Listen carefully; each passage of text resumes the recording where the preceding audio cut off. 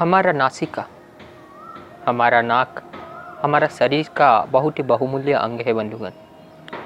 हम जो निश्वास प्रश्वास लेते हैं किसके माध्यम से लेते हैं? इसी नाक के माध्यम से, इसी दो नथुनों के माध्यम से।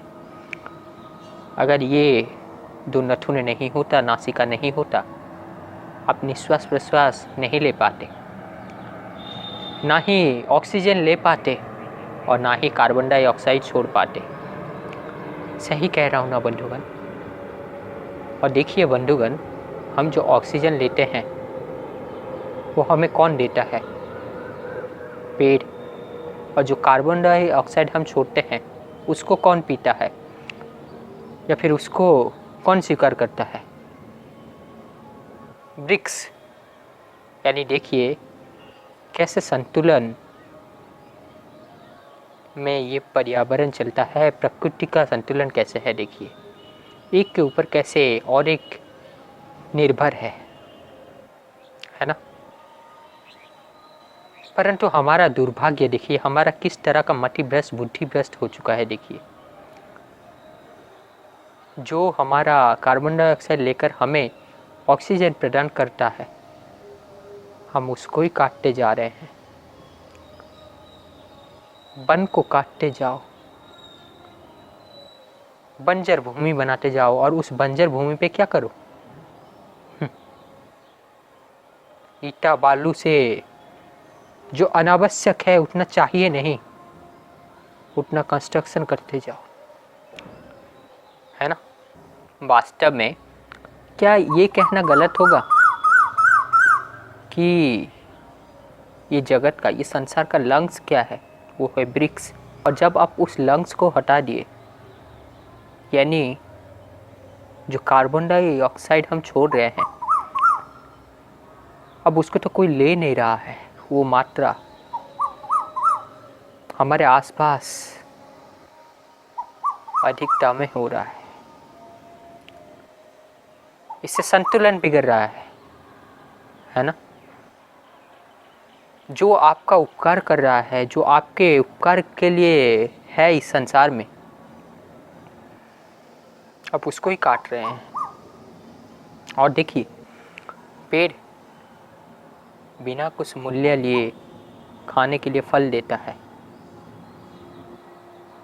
छाया देता है तथा लकड़ी देता है, जो ईंधन के रूप में आप प्रयोग करके चूल्हे में रसोई कर सकते हैं, है ना। और ये मत भूलिए कि ये सुंदरता भी प्रदान करता है। अब देखो, मैं पेड़ के विषय में कहना नहीं चाहता था, लेकिन कहते कहते ये विषय आ गया, इसीलिए मैंने कह दिया, जैसे मैं हर वीडियो में करता हूँ। क्योंकि ना मैं कोई ऐसा स्क्रिप्ट लिख कर नहीं लाता कि ये कहना है, उसके बाद ये कहना है, ये पॉइंट होना चाहिए, नहीं। जो कुछ भी निकलता है स्पॉन्टेनियसली निकलता है। उस विषय में जो भी मुझे स्मरण आता जाता है वही मैं कह देता हूँ। क्या उसके अलावा भी बहुत कुछ कहा जा सकता है? जी हाँ, बिल्कुल। क्या वही पर्याप्त है? नहीं। और यहाँ पर देखो बंधुगण, मैं अपना विद्वता दिखाने हेतु, मैं कितना ज्ञानी हूँ, कितना बुद्धि है मुझ में, ये सब करने के लिए मैं नहीं आया हूँ, ना ही कुछ कंटेंट बनाने के लिए आया हूँ। मुझे लगा मुझ में थोड़ा, बहुत ज़्यादा नहीं, थोड़ा मात्रा में सद्बुद्धि है, और थोड़ा अलग सोच सकता हूँ मैं, अलग तरह से देख सकता हूँ मैं, थोड़ा अलग चिंतन रखता हूँ मैं। और क्यों ना उस चीज़ को आपके सामने प्रस्तुत किया जाए, कदाचित उससे बहुत सारे लोग को लाभ हो जाएगा, और कदाचित बहुत सारे लोग सद्मार्ग में चले आएंगे, उनका चेतना में विस्तार आएगा। यही मनोदशा रखकर मैं वीडियो बनाता, ना कि ये कि पैसा मिल जाए, पॉपुलैरिटी मिल जाए। हाँ, अगर पैसा मिल गया तो अच्छा बात, पॉपुलैरिटी मिल गया तो अच्छा बात। किस लिए अच्छा बात? ना क्योंकि ना अब मेरे पास अधिक बल होगा, और उस अधिक बल का मैं सदुपयोग कर सकता हूँ। पहले जो नहीं कर सकता था, आज अगर वो मिल गया तो आज सदुद्देश्य के लिए मैं सहजता से सही कार्य सही समय पे कर सकता। ये सब अलग विषय हो गया बंधुगण। आज का जो विषय है उस पर ही टिके रहते हैं। तो आज हमने के माध्यम से कहना चाहता हूँ कि नाक से, नासिका से सीखो धर्म किसे कहा जाता है, या फिर नासिका से सीखो धर्म कैसे धारण करते हैं। नासिका में जो दो नथुने होते हैं, एक से हम निश्वास लेते हैं तो दूसरे से छोड़ते हैं, ऐसा सूचक आप मान सकते हैं। यानी कि अगर आप निश्वास लेते रहेंगे और छोड़ेंगे नहीं तो वो असंतुलन पैदा करेगा, और अगर सिर्फ आप छोड़ते रहे, ऑक्सीजन कुछ लिए नहीं, वो भी असंतुलन पैदा करेगा। दोनों ही एक्सट्रीम स्थिति हो गया।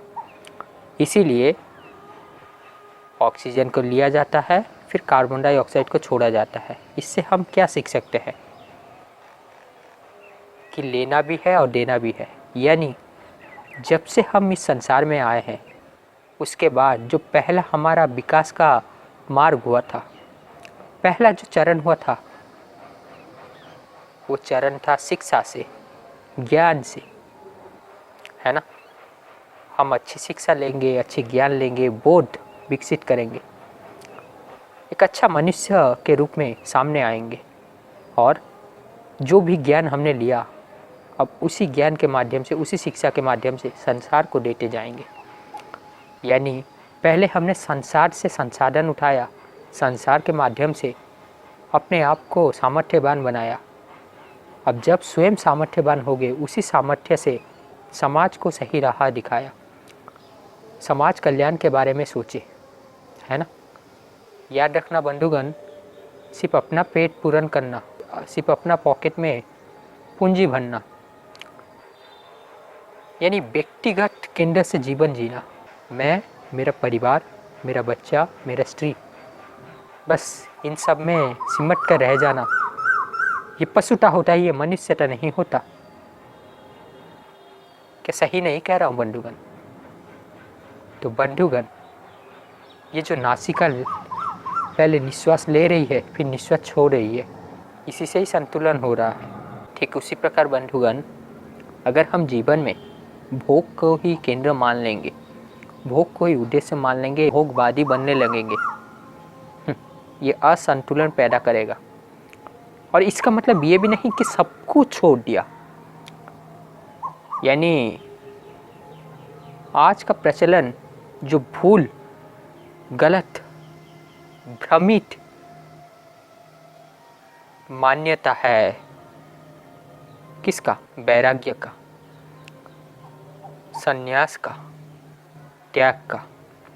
एक में तो पूर्ण भोगवादी, सब कुछ संचित करते जा रहे हैं, और एक में कुछ भी नहीं, सब कुछ छोड़ते जा रहे हैं। अब ये देखो, ये जो मैंने बात किया सब कुछ छोड़ते जा रहे हैं, ये पंक्ति बहुत ही विवादित हो सकता है, लेकिन मैं किस संदर्भ में कह रहा हूँ उसको ध्यान दीजिए। यही पंक्ति लेकर आप एक स्थिति में कहेंगे कि वो ऐसा कह रहा था, तब मैं गलत ठहराया जाऊँगा। लेकिन यहाँ पर ये पंक्ति किस आधार पर कहा जा रहा है, किस उद्देश्य के लिए कहा जा रहा है, उसको देखिए। तो यहाँ पर पूर्ण तरह से भोगवादी हो जाना, पूर्ण तरह से सब कुछ त्याग देना, ये गलत बात है ना। ये एक्सट्रीम कंडीशन हो गया। इसीलिए कहा गया है अपरिग्रह का भावना रखना और त्याग पूर्वक भोग करना।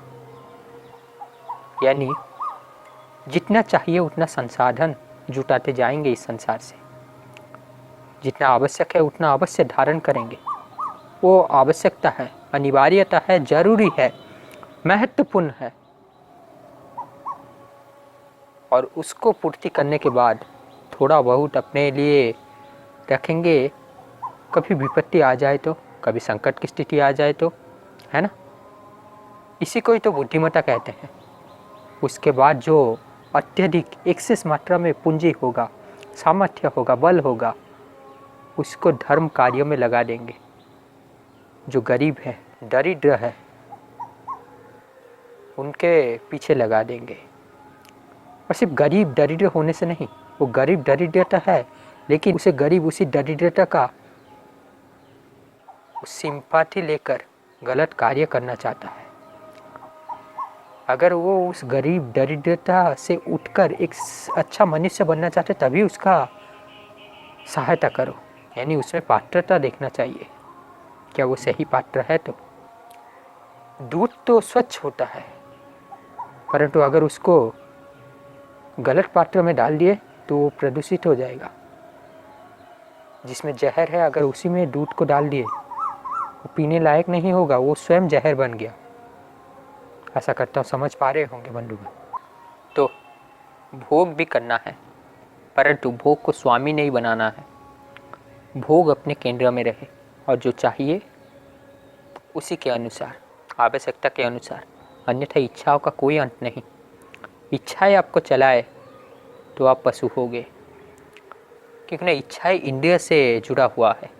परंतु अगर इंद्रिय आपके बस में है, आप इंद्रियों के राजा है, तो आप सही राह पर है। परंतु ये कहना जितना सहज है, समय आने पर इस पर अमल करना कहीं ज़्यादा कष्टकर है। ये सही कह रहा हूँ ना बंधुगण। तो बंधुगण, आशा करता हूँ जो मैं कहना चाहता हूँ वो आपको समझ में आया होगा। इसके विषय में और भी कहा जा सकता है, लेकिन सांझ का बेला आ चुका है और समय हो चुका है कि आपसे अलविदा लिया जाए। फिर मिलेंगे, तब तक शांति से जीवन को आगे बढ़ाते रहिए धर्म की राह में। धीरज रखिए, प्रतीक्षा रखिए, मैं आऊँगा, ज़रूर आऊँगा। बस थोड़ी देर की समय के अंतराल के बाद मैं बस यूँ गया और यूँ ही आया।